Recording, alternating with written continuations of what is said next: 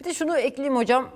Biz şimdi norm dışı devlet veya bu sürecin yürümesini isteyen devletin ayağı, işte Bahçeli ya da iktidar ayağı, bu sürecin yürümesi gerektiğine inanan tarafın, yürütücü tarafın işi değilse bu bahsettiğimiz durum, yani bu bir provokasyon olarak da tanımlıyorsak bunu eğer, o zaman çıkıp bu açıklamanın yapılması lazım. Evet, biz de bunu doğru bulmuyoruz.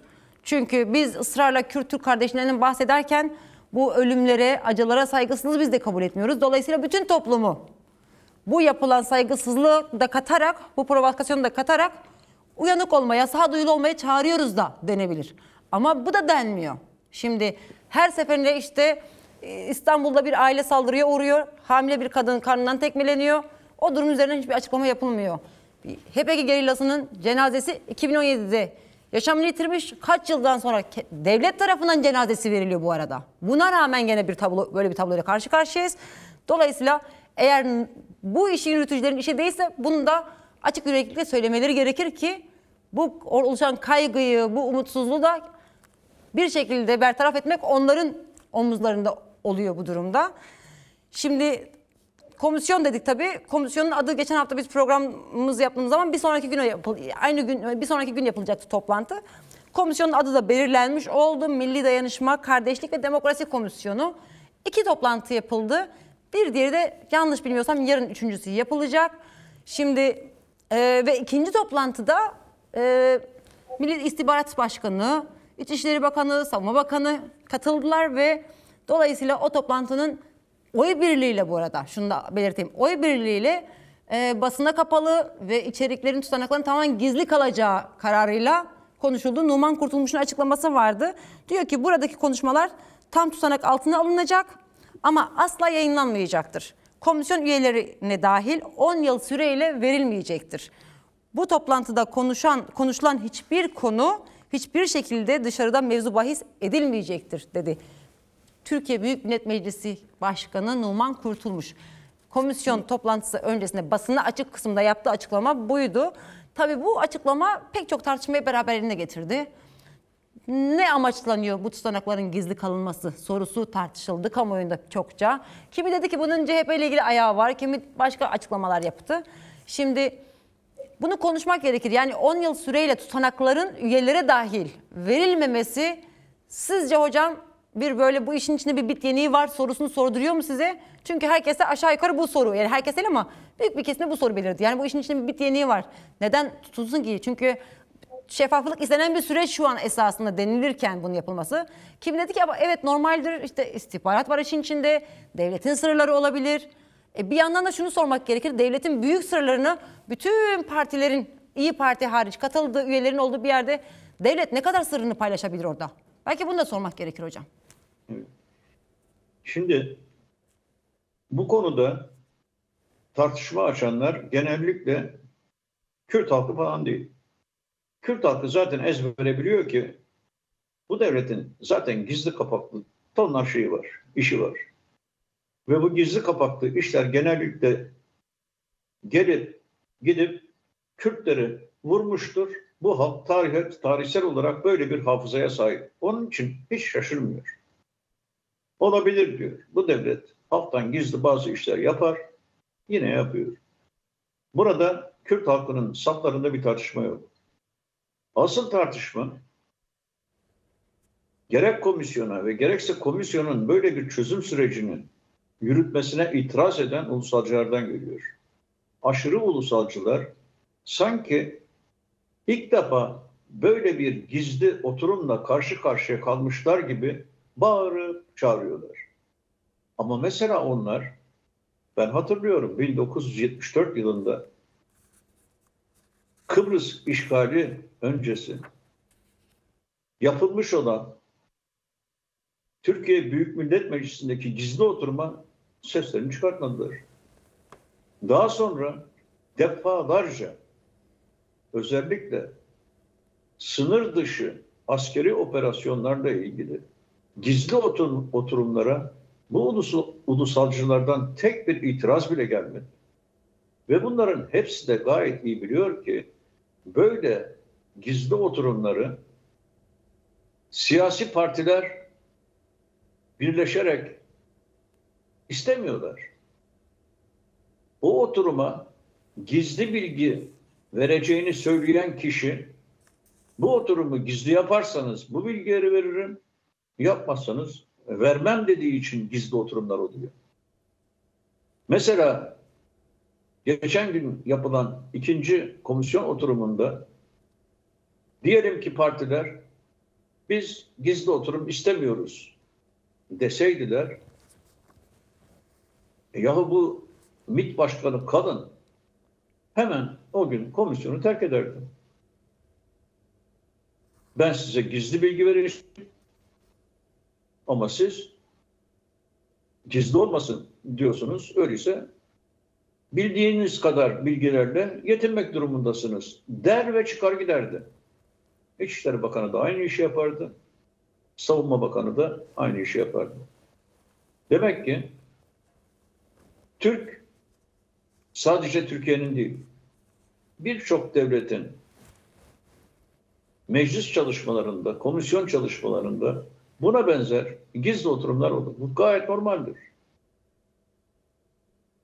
Fakat senin en son sorduğun soru bence çok önemli. Yani gerçekten de Türkiye Büyük Millet Meclisi'nin ve komisyonun gizli oturumlarında devlet sırları o toplantılara katılanlara bildiriliyor mu? Aklını peynir ekmekle yememiş bir istihbaratçı ne mecliste ne böyle komisyonlarda devlet sırlarının sesini bile diline dolamaz. Asla vermez.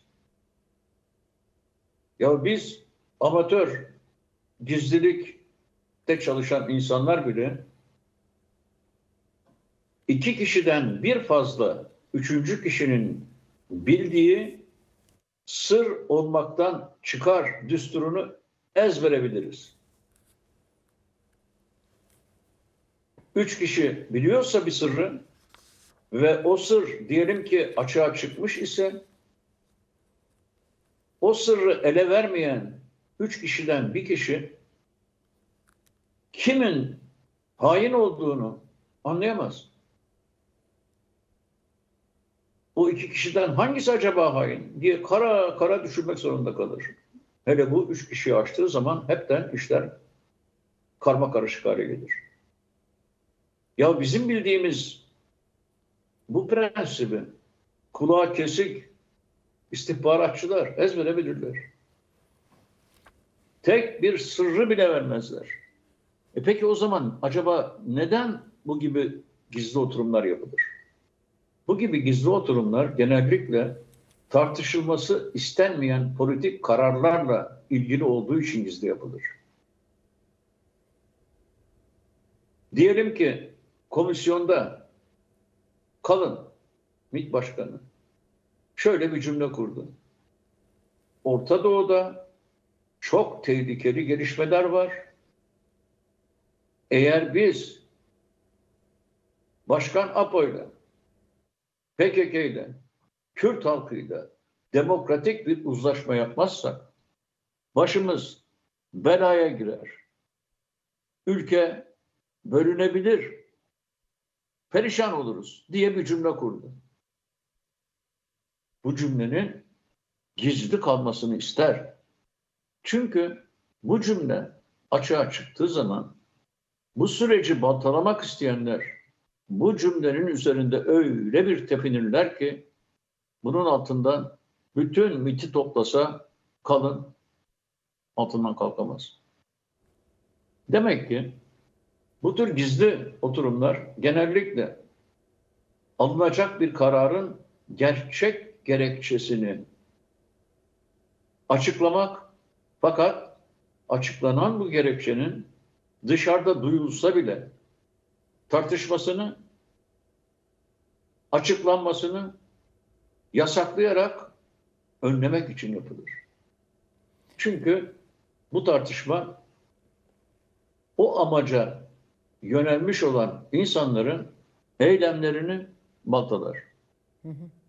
Yani tabii neler konuşacaklarını, neyi karar altına alıp gizlilikle bağladıklarını bilmiyoruz ama daha komisyonun ikinci toplantısında böyle bir kararın sürecin tırnak içinde olağan akışı olarak mı görüyorsunuz, yoksa tehlikeli bir boyut mu, sakıncalı mı, yoksa yani iyi bir kavramı belki denmez ama yani nasıl görüyorsunuz?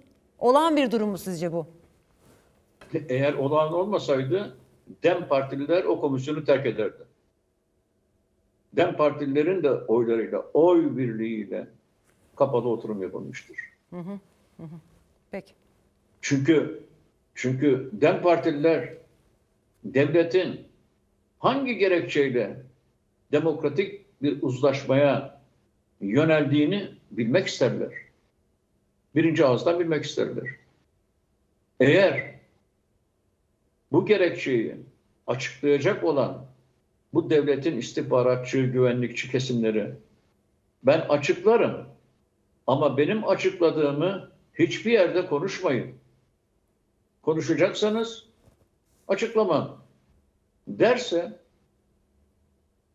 o toplantıya katılanlar hiç merak etme açıklamayız derler ve bu da kanunen yasaklanır zaten.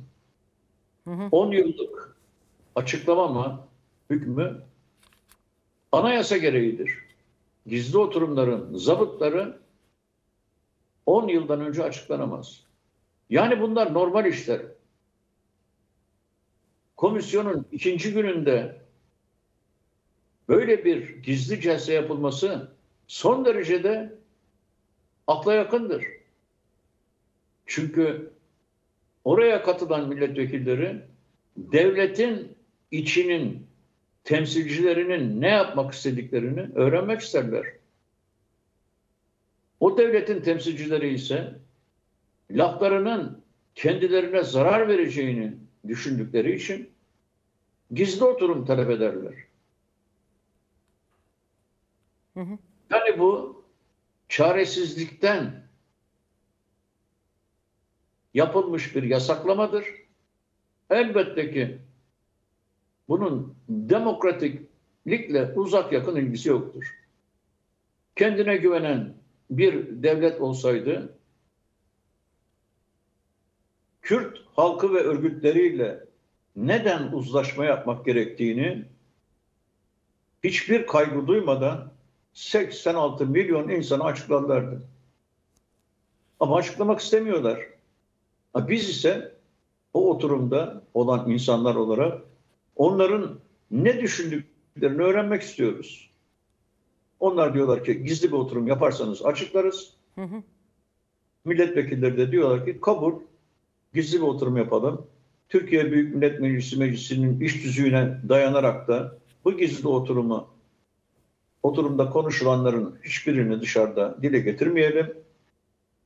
Zabıtları tutalım ama 10 yıl boyunca açıklamayalım. Bunu kabul ederler. Yani bu o kadar basit bir meseledir ki ulusalcıların koparttığı gürültünün hiçbir temeli yoktur. Demin söylediğim gibi onlar belki yüzlerce böyle gizli oturuma tek kelimeyle itiraz etmemiş olan insanlardır. Şimdi itiraz ediyorlar. Neden? Çünkü onlar bu komisyonun kendisine karşıdırlar. Sorunun çözülmesine karşı oldukları için yapay tartışma konuları yaratıyorlar. Bu kadar basittir bu mesele. Evet, dediğimiz gibi daha iki gün oldu. Gerçi Bahçeli'nin açıklaması vardı komisyonun süreçle ilgili gerekli adımları atması, hızlandırması ile ilgili vardı. İşte 3. toplantısı yapılacak ve Ekim'de meclis açıldığında komisyon ne yaptı, ne yapacak sorusunun cevabını belki hep birlikte o zaman görmüş olacağız. Kapalı veya açık toplantılar için söylüyorum ben. Tabii bu sürecin az önce programda belirttiğim gibi bir ayağı daha var. Yani aslında ayağı değil ama çok net görüyoruz ki Türkiye açısından da önemli bir ayağı, Rojava ayağını kastediyorum. Dolayısıyla şimdi orada da bir hareketlilik var diyeyim ben. Yine 8 Ağustos'ta Rojava bileşenleri bir konferans gerçekleştirdiler Haseke'de ve ortak tutum konferansı gerçekleştirildi. Hem aslında Rojava'nın, Suriye'nin ruhunu yansıtan her biri, yani Rojava'da yaşayan bütün halkları, kesimleri temsil eden eşit temsiliyet ilkesiyle bir buluşma oldu ve her biri kendi cephesinden Suriye ve Rojava için olması gerekeni, yani demokratik bir cumhuriyetin nasıl olacağını ifade etti ve aynı gün bu sefer Hakan Fidan Dışişleri Bakanı Jolani ile bir görüşme gerçekleştirdi. Ayın 9'unda da Jolani hükümeti, Jolani geçiş hükümeti Paris'teki yapılması beklenen görüşmelere katılmayacağını söyledi ve bu konferansı gerekçe ya da daha doğrusu bahane ederek diyelim. Şimdi bunları konuşacağız. Hem Jolani HTŞ'nin ne yapmak istediğini, aynı zamanda Türkiye'nin ne yapmak istediğini konuşacağız ama biraz belki bu konferansın yapıldı ve hakikaten inanılmaz bir duruştu. Hakkını vererek diyelim biraz konferansı konuşmak iyi olur diye düşündüm hocam. Biraz konferansa bakalım. Gözlemleriniz nelerdir hocam? Evet. Yani esas itibariyle bu konferans Suriye'de tek devlet, tek ordu vesaire gibi o tek laflarına değil, ademi merkeziyetçi bir yapıya sahip olması iradesini dile getirdi. Suriye'de ulus devlet iflas etti. Ve iflas ettikten sonra halklar, farklı olan halklar her biri bu kriz esnasında kendi canlarını, mallarını, haklarını korumak için öz savunmaya geçtiler. Ve bu öz savunma etrafında özerk bölge, özerk olabilecek bölgeler ortaya çıktı. Yani artık ok yaydan fırladı.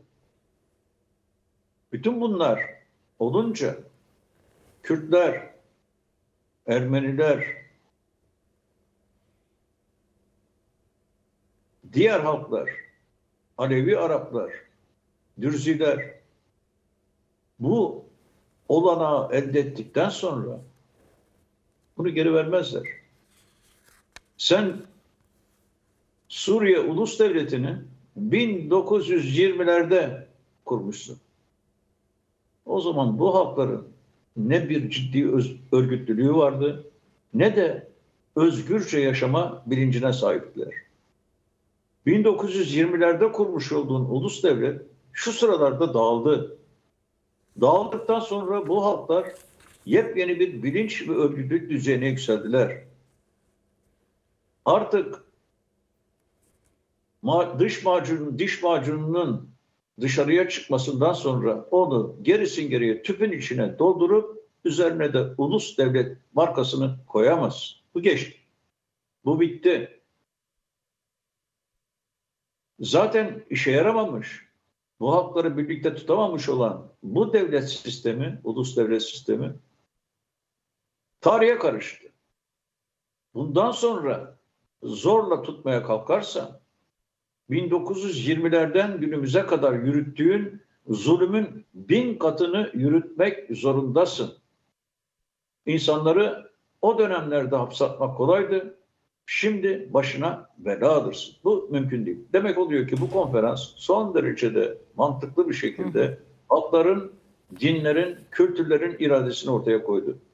Fakat bu konferansın hemen arkasında deminden beri çözüm sürecini tehdit eden bir unsur olarak ismini verdiğimiz Hakan Fidan Koloni ile baş başa bir görüşme yaptı.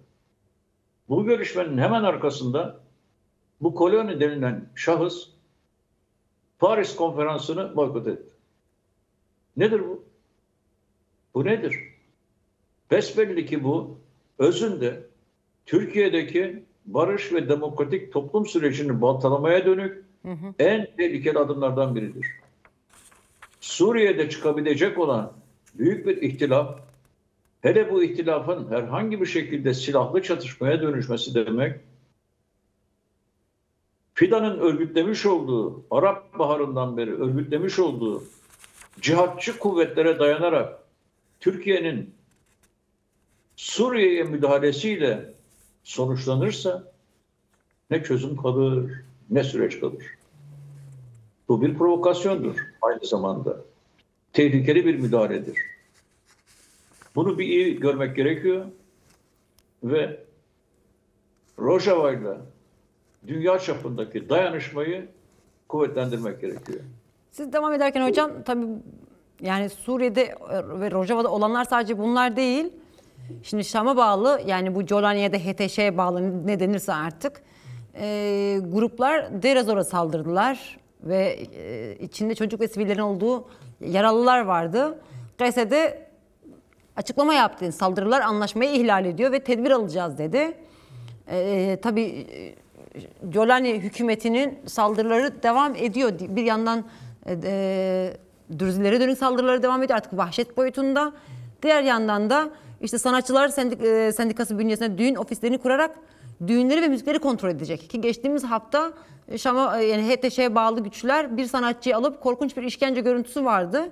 Ve şimdi diğer yandan da Suriye Savunma Bakanlığı'na bağlı 60. ve 76. tümenlerden oluşan askeri birlikleri Tışrin Barajı, Halep'in Derhafir ilçesi ve çevresindeki köyler ile Rakka'nın Zemle bölgesine askeri sevkiyat yapıyorlar.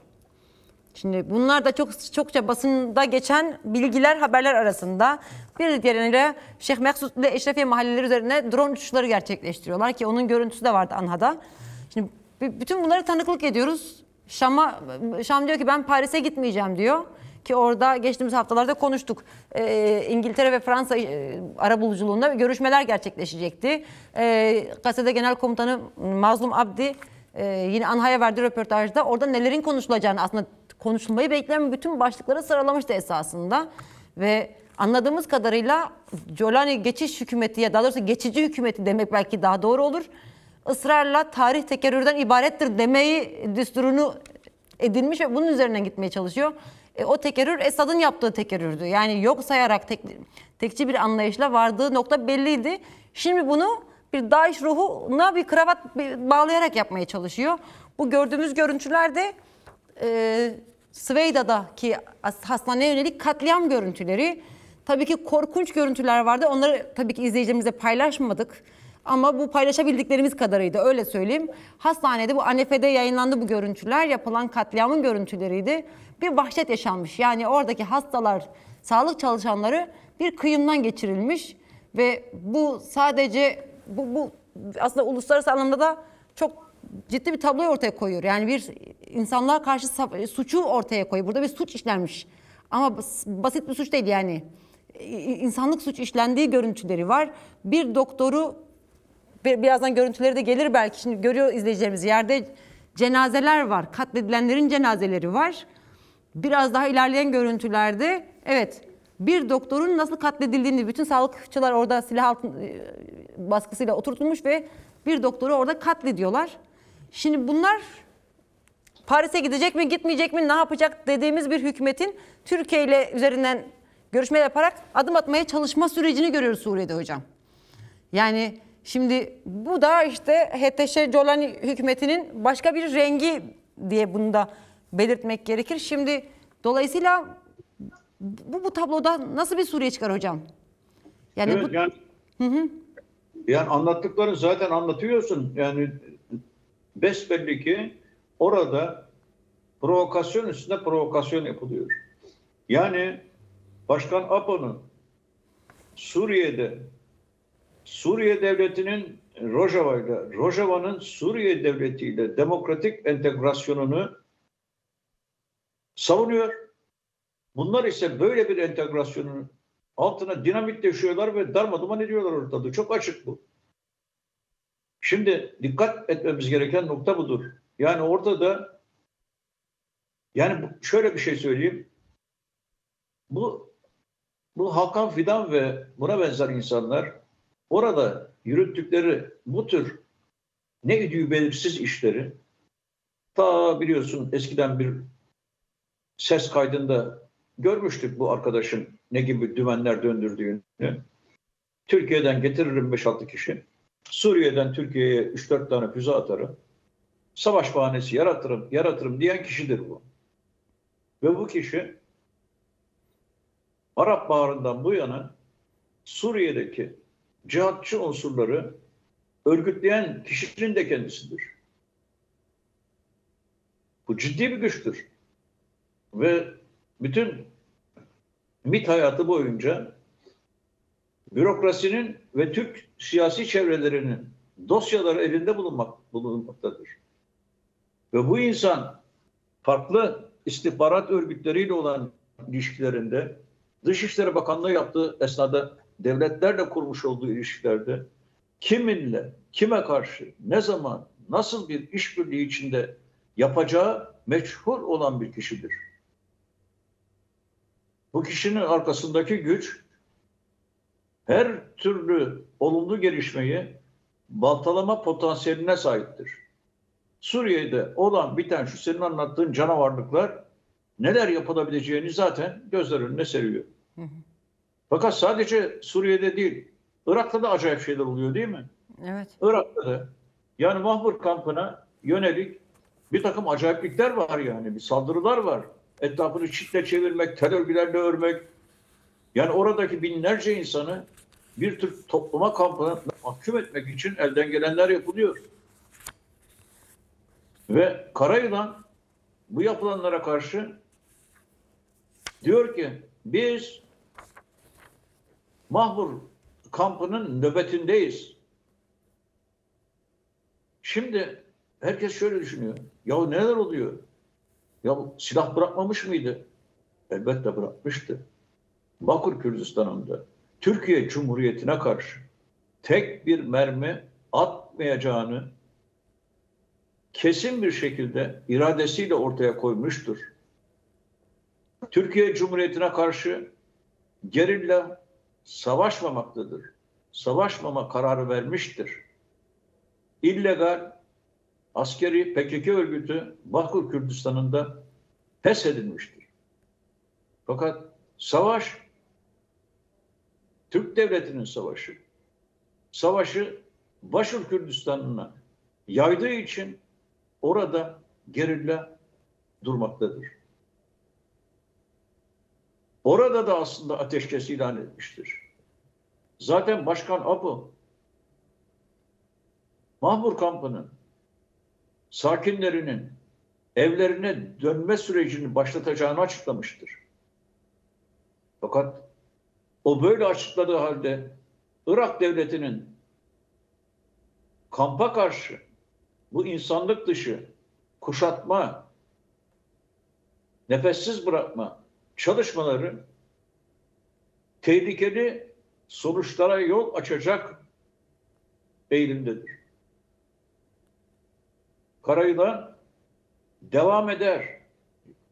Bu insanlık dışı adımları atarsanız gerilla duruma müdahale eder demiştir. Evet. Ne yapmak istiyor Irak devleti?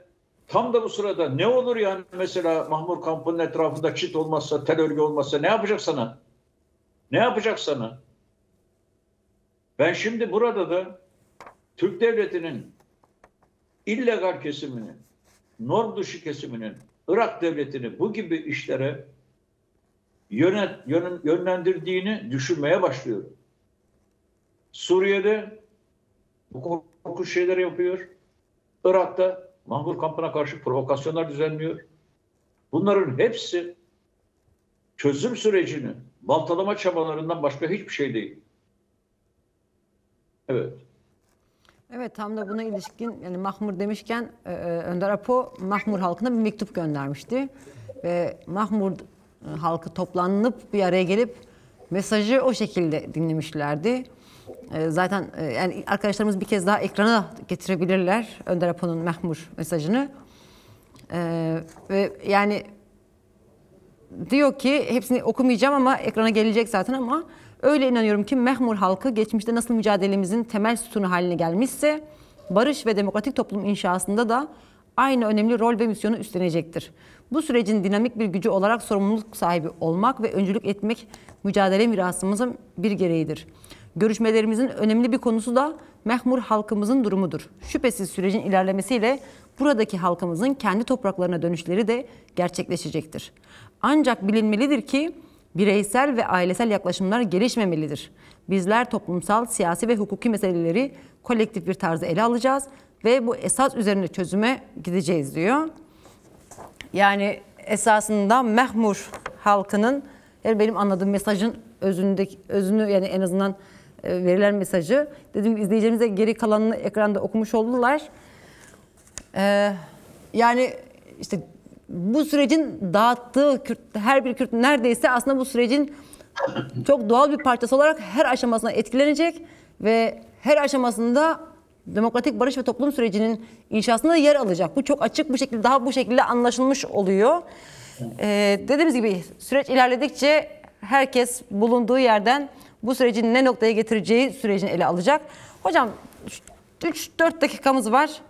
Belki haftaya kalabilecek bir konu ama böyle kısaca bir konuşalım bu Azerbaycan-Ermenistan meselesini ki biz 2023 yılında Dağlık Karabağ'daki savaştan bahsettik.